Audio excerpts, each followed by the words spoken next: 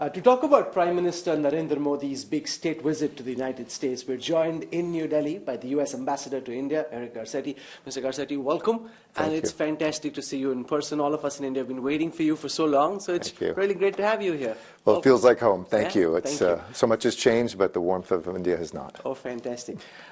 We've seen a massive build-up to Prime Minister Narendra Modi's visit. The National Security Advisor, Jake Sullivan, was here. Do you want to give our viewers at India Today a sense of what they should expect? What do you hope would be the big takeaways of the Prime Minister's state visit to the U.S.? Well, I think it's a historic visit, but it's also at an historic moment, an historic time, not just in the friendship between the United States and India, but even in the world, the global challenges we face, everything from climate change to war. How do we have what I call the 4 Ps? Peace, prosperity, our planet, and people. And I think this visit will focus on how India and the United States can be a force for good in each of these, creating more peace, building more prosperity, protecting our planet, and connecting our people. The U.S. Defense Secretary was here.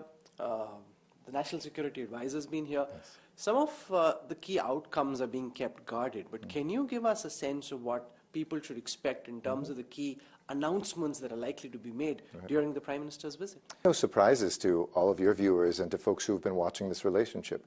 We've been deepening our military cooperation, whether that's defense production, our technologies, our training. All of that is a really important piece of deterring bad actors, but also strengthening our own defense in the Indo-Pacific region. Second, you're going to see, as we just saw with the National Security Advisor's visit, technology. How can India, which is brilliant on technology, and America, which has cutting-edge universities in technology, use technology as a force for good? So I think you'll see things around how do we ensure that our cell phones are used to protect us and connect us, not to oppress us. India-US ties are deepening at a time when tensions between Washington and Beijing and New Delhi are increasing as well. How do you see the India-US dynamic play out in the context of China trying to rise as a superpower and try and dominate its neighbors and the rest of the world? Well, I think that we share those values, that we should have a free Indo-Pacific region, freedom of the seas, that we should have protection of basic democracy and human rights. I think that we see our relationship not based on any third party. And I know India wants to have more peaceful relations with China. The United States wants to have more peaceful relations with China.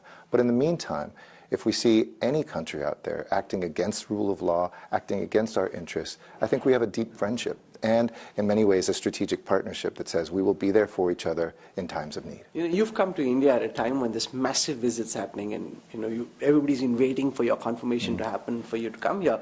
How's your stint in India been so far? Because whether it's the Anthony Blinken, whether it's Jake Sullivan, whether it's the Defense Secretary, you had massive visits happening at a very high level. So you literally been thrown into the hot seat. Every ambassador around the world, American ambassador, is jealous of how much attention India is getting.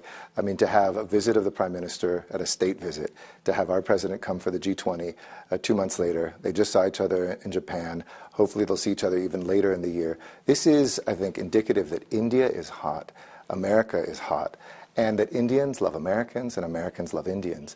It's a time for us to strengthen that bridge between us. It's a time for us to do that not just for ourselves, but also, I think, increasingly for the world. India is really a bridge between East and West, a bridge between North and South, and a bridge between the past and the future. And in that sense, I think we have an amazing opportunity to see India's leadership, whether it's empowering women, whether it's making sure that folks have access to capital, whether it's looking at the work that's being done with technology as a force for good. These things together, I think, can be the legacy of G20, and we're very excited to support India's chairing of this. We know it's a difficult time. We might not get unanimity on everything, especially when it comes to war. We'll speak up still about a war of aggression of the Russians in Ukraine.